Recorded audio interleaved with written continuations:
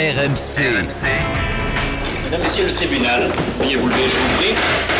Le procès du lundi. Oui, Maître Gilbert. Maître Gilbert. Le procès de Louis Attaque ce soir sera le procès de la Fédération algérienne de football qui fait tout pour récupérer en France tous les binationaux possibles pour son équipe nationale, des joueurs donc formés par les clubs français ou par la Fédération française de foot et qui, s'ils choisissent de jouer pour l'Algérie, quittent le système français pour prendre ce maillot qu'ils peuvent porter s'ils n'ont pas porté évidemment l'équipe de France A. Ils quittent pas le système. Attends. Je fais une petite présentation. Je propose ce soir d'accueillir Thomas au 32-16 qui va jouer le rôle de juge. Tu vas être le juge, c'est toi qui va décider de savoir quels sont ceux qui ont raison ou qui ont tort. Et qui va condamner ou acquitter la Fédération algérienne dans ce procès. Exactement. Alors, Thomas, la responsabilité est lourde. Tu as autour de la table, dans le prétoire, deux avocats. Oui. J'ai nommé Maître... On est venu en nombre. Maître Benarbia, du barreau d'Alger, et Maître Luis Fernandez, Doran, pardon. Qui sont deux idoles pour moi, l'un parce qu'il m'a donné un joli titre de champion de France en 99, et l'autre membre de cette belle équipe, et l'autre, bien sûr, avec ce fameux 21 juin 86, qui est inoubliable, tout là-bas au Mexique. Et merci Louis pour ces grands moments de bonheur. Je suis content de vous avoir au téléphone. J'espère que ces préjugés ne vont pas influencer ton choix dans le procès. Je suis gentil avec les deux, donc comme ça, et tu as toujours peur des mecs, en l'occurrence, moi.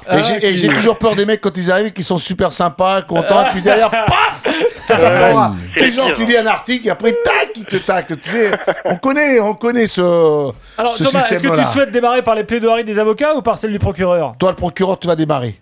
C'est Thomas le juge. Le procureur, alors allez. Alors moi, je vais vous expliquer, messieurs, pourquoi, à mon avis, il faut condamner la Fédération algérienne de foot. Alors, je précise en préambule que je ne condamne absolument pas les joueurs qui font des choix en leur âme et conscience et qui, s'ils décident d'aller jouer pour la France ou l'Algérie ou un autre pays, après tout, c'est leur choix personnel, intime, à la limite, qu'ils le fassent, très bien. Moi, ce que je condamne, c'est la politique de la Fédération algérienne pour plusieurs raisons.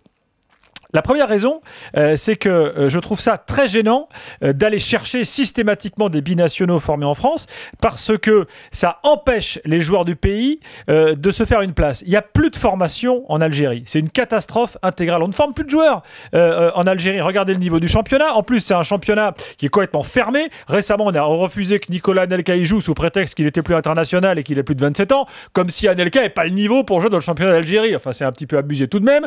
Là, ça, c'est un vrai problème de la fédération algérienne. Les règles sont les règles. Les règles sont les règles, monsieur le maître, si vous voulez. Mais enfin, excusez-moi, je suis, moi, jeune joueur algérien, et ben ça me foutrait les boules d'aller voir ma fédé qui va chercher des mecs qui sont ailleurs et qui ont été formés ailleurs et qu'on ne fasse rien dans mon club pour aider à la formation. Deuxième chose, la fédé algérienne se trompe parce que, qu'est-ce qui se passe au final? Eh ben elle se retrouve avec des réclamés. Elle se retrouve avec des mecs qui sont pas en équipe de France parce que, excusez-moi, mais les meilleurs binationaux, ils jouent. Zidane, il a choisi quoi? Nasri, il a choisi quoi? Benzema, il a choisi quoi? Ils n'ont pas choisi l'Algérie, hein. Et d'ailleurs, je prends un témoin, Maître Ali Benarbia. Si vous aviez eu la possibilité, dans votre jeunesse, de jouer en équipe de France, Maître Benarbia, auriez-vous choisi l'équipe de France? Moi, c'est différent parce que j'avais pas le passeport français. J'avais le passeport algérien jusqu'à l'âge de 21 ans. Ça n'a rien à voir. Et si à 21 ans ou 22 ans... Alors que la plupart des Zidane et Nasri ont joué en équipe de France déjà très jeune, à 12, 13, 14, 15 ans. C'est pas la même chose. Je termine et je condamne troisième volet de la Fédération algérienne qui, et c'est une pratique courante désormais, va voir également l'entourage, les familles de ces jeunes joueurs en leur faisant des promesses, en promettant également parfois de l'argent, et ça c'est condamnable. Si on choisit une sélection, c'est pas pour le pognon, c'est parce qu'on aime son pays en question et qu'on y va pour le maillot. Donc voilà, pour trois raisons, je condamne cette fédération algérienne. Ali, c'est toi, je vais te laisser l'honneur de répondre à monsieur le procureur. Il va falloir que nos arguments, parce que si je te fais venir du barreau d'Algérie, c'est pour que tu nous apportes un complément et vraiment des éléments pour qu'on puisse vraiment se défendre. Vas-y. La simple raison, c'est que ce sont, on dit binationaux, ça veut dire qu'ils ont une double nationalité. Et on le sait très bien que la France et l'Algérie sont très proches, puisqu'il n'y a pas si longtemps, il ne faut pas oublier, c'est que l'Algérie était un département français. Dans le sens où, comme si si c'était quelqu'un qui était en Corse et on l'a vu un moment, et qui voulait jouer que pour la Corse, en fait, qui peut jouer aussi bien pour la France que pour la Corse. Et après ces générations, c'est resté ancré beaucoup plus que quelqu'un qui vient, je veux dire, en France et qui est de suite qui a la nationalité française, et ça s'arrête là. Le côté algérien-français a été beaucoup mélangé, mais sans en faire vraiment ressentir cette nationalité française. Progressivement, de ma génération avant, quand on faisait des démarches pour aller jouer avec l'équipe nationale d'Algérie, c'était impossible en fait. Et je pense que même Zidane avait fait des démarches, mais bien plus tôt.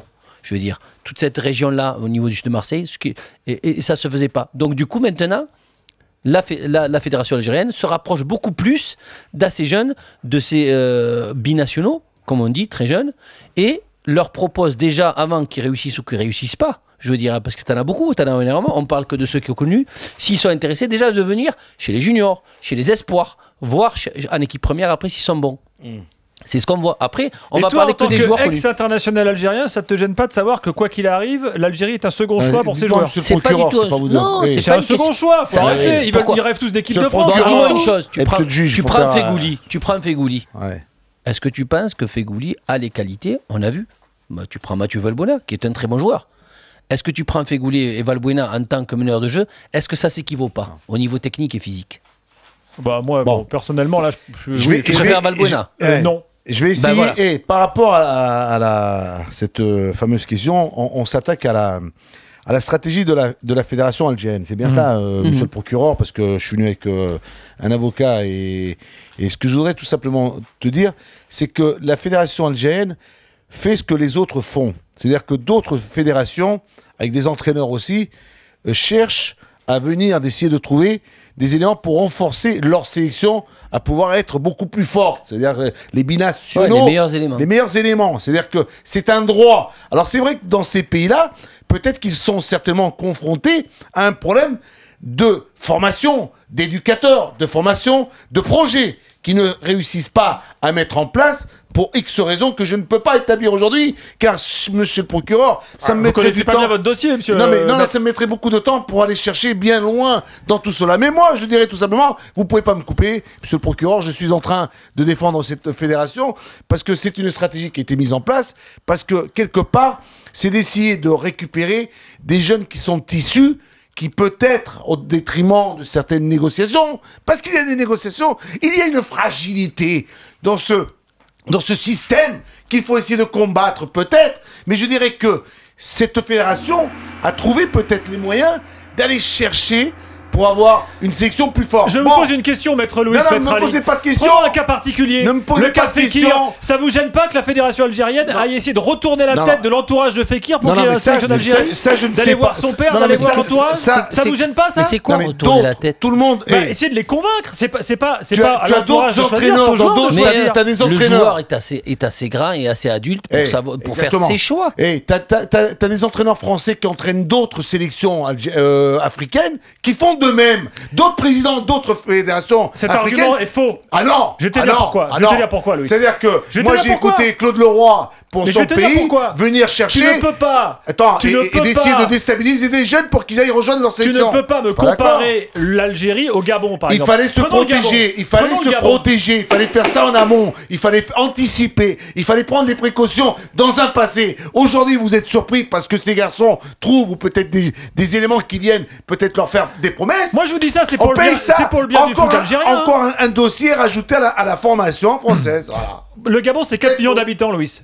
L'Algérie, c'est combien? Le Gabon, c'est 4 millions d'habitants. L'Algérie, c'est combien? Démographiquement, en Algérie, qui est un pays de foot, de passion de football, t'as moyen d'avoir des dizaines et des dizaines de jeunes gamins formés en Algérie pour aller en sélection nationale. La vérité, c'est qu'on ne veut pas faire l'effort de formation au pays, c'est ça la vérité. Et c'est facile d'aller les prendre ailleurs. Former les gens chez vous.